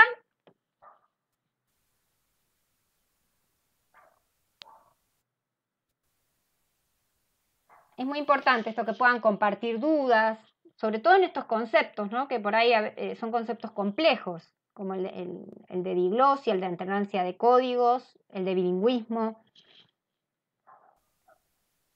¿No tienen preguntas?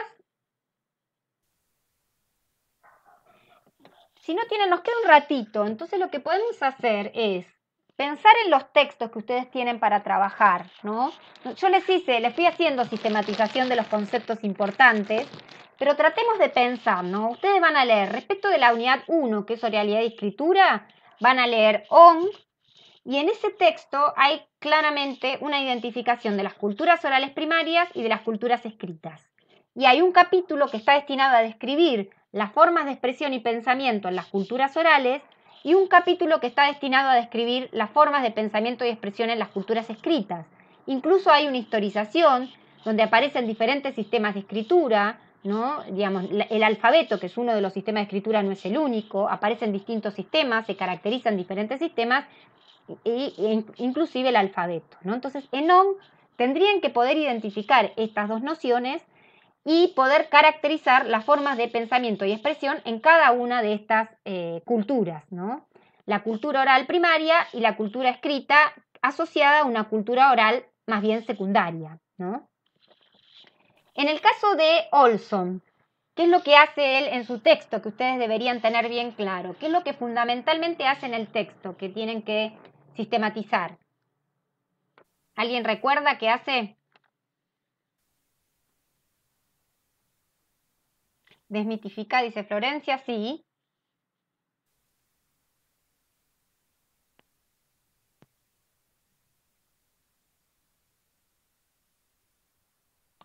Exacto. Desmitifica algunos supuestos que nosotros manejamos respecto de la cultura escrita, algunas creencias que tenemos sobre lo que significa la cultura escrita. Entonces da una serie de ideas que nosotros tenemos sobre la escritura escrita y una serie de argumentos con los cuales cuestiona y objeta esas afirmaciones.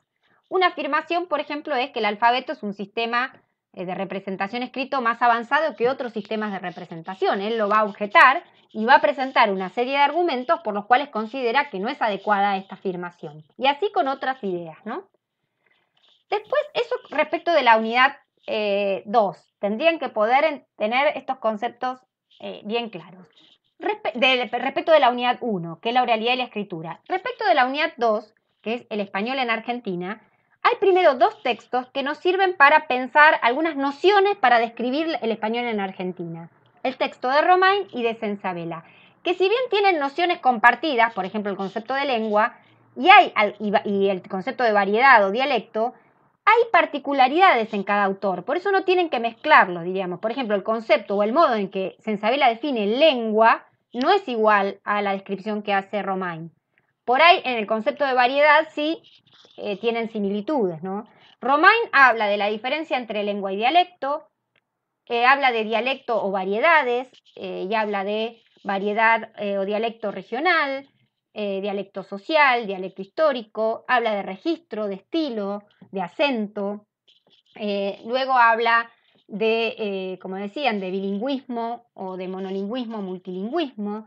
Habla del concepto de dominio, de diglosia, de desplazamiento de lengua y la alternancia de códigos, ¿sí? Y en el caso de Sensabella también empieza haciendo una diferenciación entre lo que es la lengua y el dialecto, que es similar a la de Romain, pero no idéntica. Habla también de las distintas variedades, ¿no? Según la región, la zona, perdón, el nivel de escolarización, la profesión, la edad, las propias características del individuo. Habla de cambio lingüístico, habla de desplazamiento de lenguas, habla de contacto de lenguas. Entonces, también habla de multilingüismo, monolingüismo, individual y social. Estos son conceptos que tienen que tener claros, no confundir lo que Sensabella dice de cambio lingüístico y lo que dice de desplazamiento de una lengua por otra. O el concepto de variación lingüística tiene que ver con variedades del lenguaje, ¿no? Que es distinto al concepto de cambio lingüístico, donde ella habla que una lengua cambia con el tiempo, ¿no? Entonces, tienen que sistematizarse los conceptos, ir marcando en los textos donde aparecen Y finalmente el texto de Vidal de Batini, que explica algunos hechos históricos y culturales que permitirían entender las características del español en América y el español en Argentina, y determina 5 regiones lingüísticas dependiendo del tipo de variedad que se hable, ¿no? Y sobre todo determina algunas características, digamos, determina las provincias que entran en cada región, ciertas características de las poblaciones y las características lingüísticas de esa variedad. Eso respecto de los textos, y después tienen que repasar el tipo de actividades que se piden en la guía de actividades de la unidad 1 y en la guía de actividades de la unidad 2, ¿sí? Es decir, tienen bastante que sistematizar, pero si lo vinieron haciendo, puede ser que sea más fácil si vinieron estudiando. ¿Alguna pregunta más? Si no, ya les enviaría el parcial. Van a recibir seguramente un mail para verificar los correos y después ya las consignas del parcial el miércoles.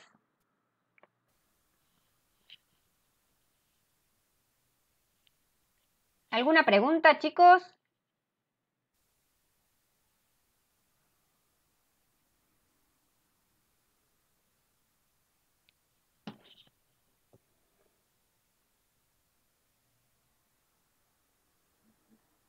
Bueno, excelente, Camila. Si tienen preguntas, me pueden enviar por correo electrónico, pero ya que tenemos la clase, pueden aprovechar aquí, que es más fácil, se puede ampliar la respuesta.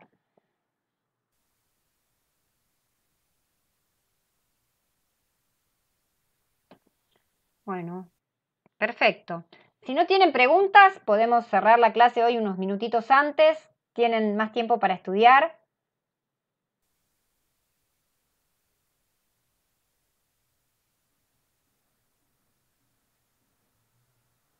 Bueno, perfecto. Ya mismo le voy a escribir para verificar los correos, ¿sí? Les pido, después les voy a pedir que compartan eso en el WhatsApp. Bueno, estamos en contacto.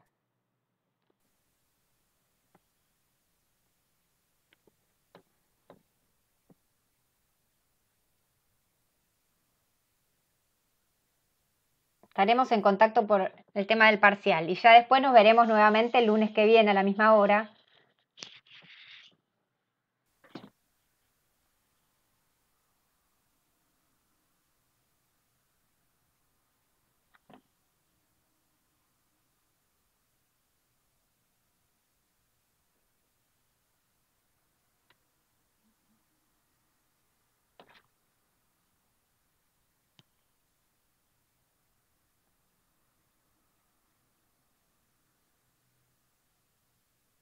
Bueno, hasta luego.